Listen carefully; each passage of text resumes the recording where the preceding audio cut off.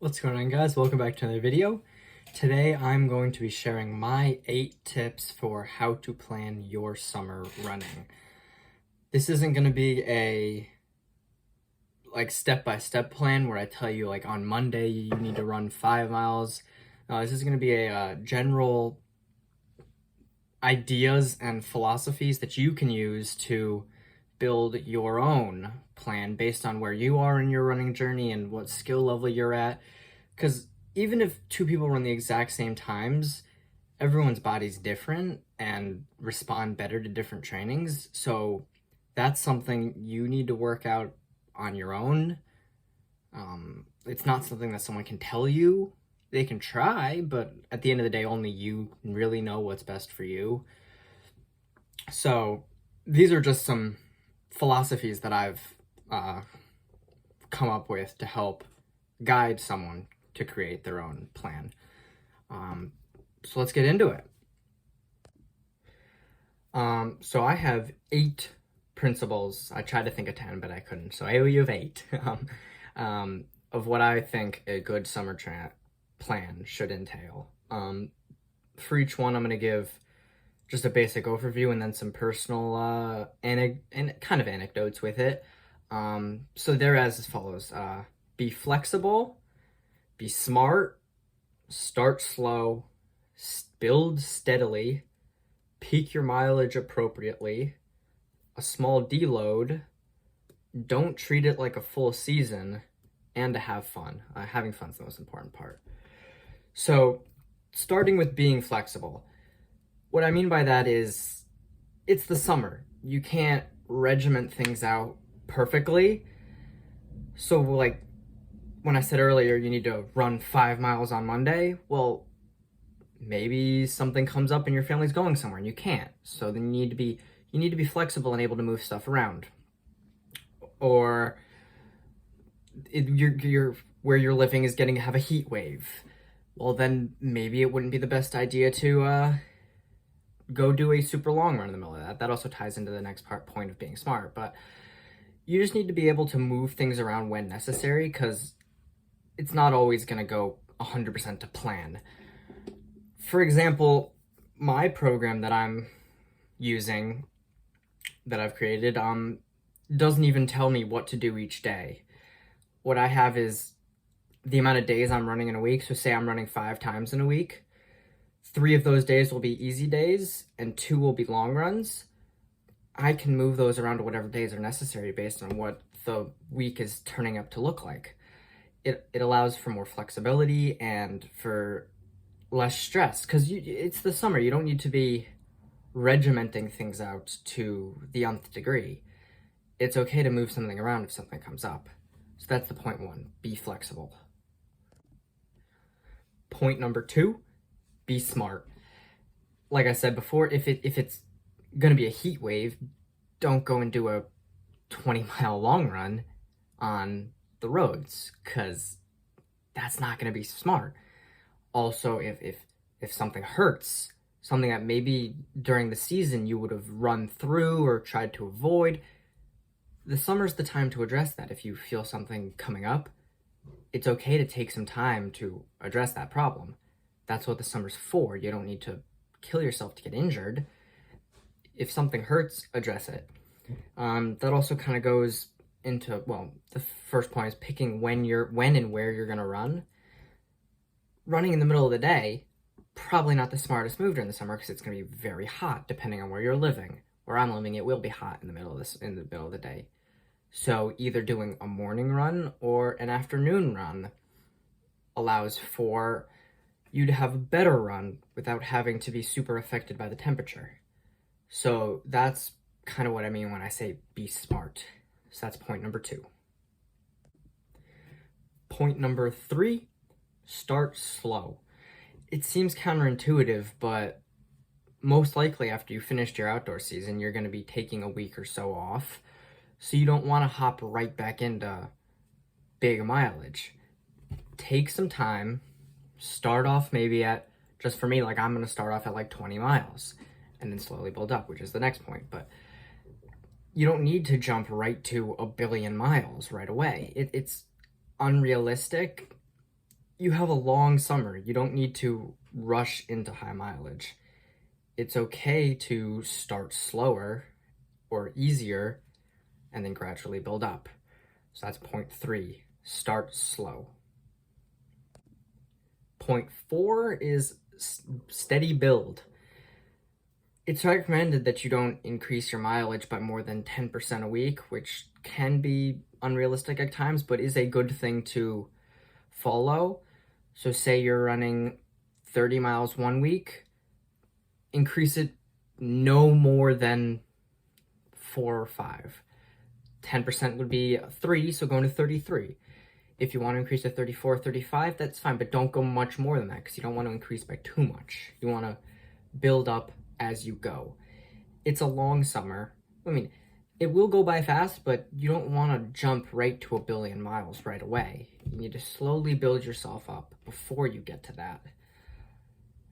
Also, try to avoid increasing your intensity and your volume at the same time, like in the same week. So say one week you did 3 long runs and 2 easy runs like before.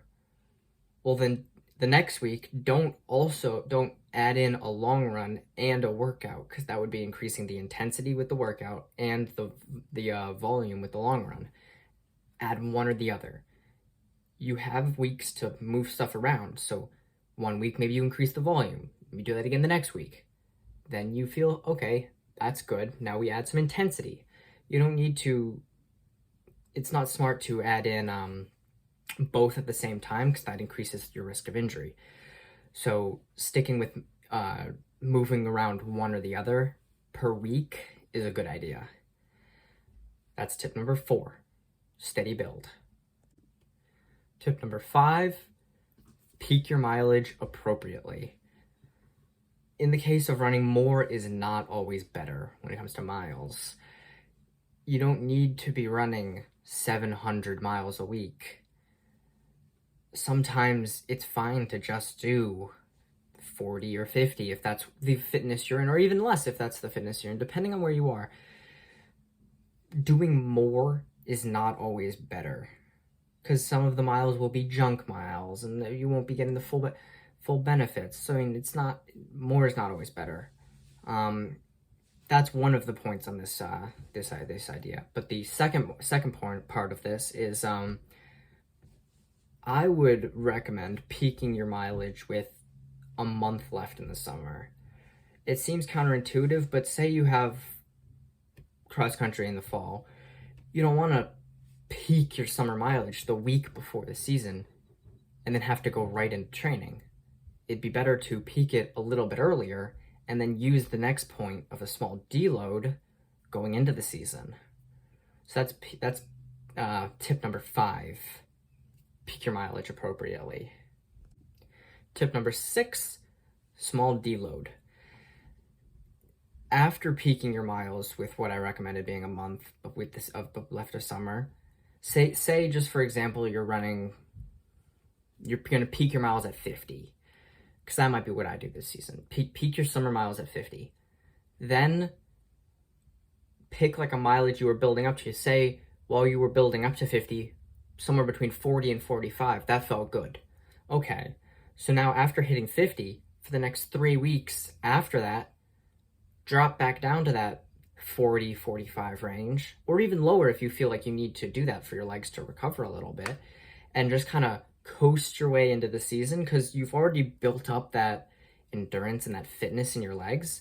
So there's no reason to keep pushing more and more mileage if you feel you reached a good point.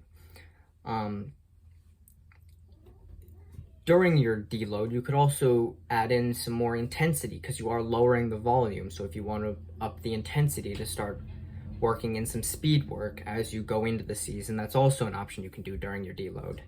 So that's tip number 6, small deload. Tip number 7, don't treat summer like a season. Summer is summer training. It's not cross country or outdoor track. You don't need to be doing workouts 3 times a week and trying to PR in the mile every week. It's unnecessary for the summer.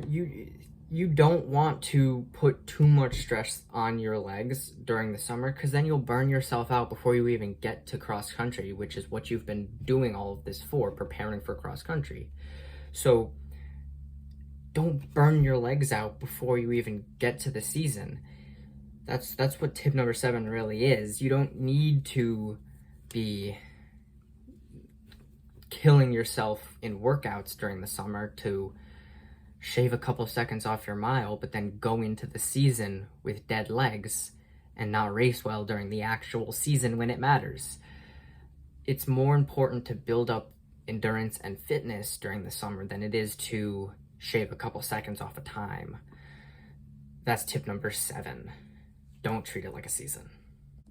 And the final tip, tip number 8, is have fun. It's summer. Enjoy yourself. You don't need to be obsessing over it every single day. You can be running every day if that's what you want to do, but running is fun, so don't make it miserable for yourself. Enjoy it. Have fun. Run with your teammates, or don't if you don't want to, but do something that's fun. It doesn't have to be boring stuff every day, all summer. Throw in some fun stuff every so often if you need something to spice it up a little bit. If you want to do a harder effort where maybe you do like a 5K at like 80% effort, sure. It's summer. You can do those kind of things because you're not, like with the earlier tips, you're not killing yourself day in and day out like you would be during the season. You have some of that wiggle room to throw in a fun day if you want to. It's summer. Enjoy yourself. Tip number 8, have fun. All right, those were my 8 tips for how to build your summer running plan. There's no end-all, be-all way to run during the summer or at any time. Everybody's body is different, and everyone can handle different types of training differently, and something that works for one guy might not work for the other person. So it's all about personal preference and what you feel works for you the best. So these are what I feel are 8 tips that can be taken by anybody and applied to any training program, whether you be someone who's just starting to run or someone who's trying to contend for a state title in cross country. They're just ideas that can be used to help you get an idea on how to create a well-rounded training program for this summer. Because like I said, there's no right way to do it, but there are many wrong ways. So I hope by following some of these tips, it'll help you avoid some of those wrong ways. So I hope you enjoyed this video.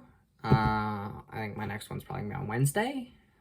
During my week, because this is my week off before I start my summer training. So I'm going to be posting like every other day instead of every day like normal. So I'll see you guys on Wednesday. Peace.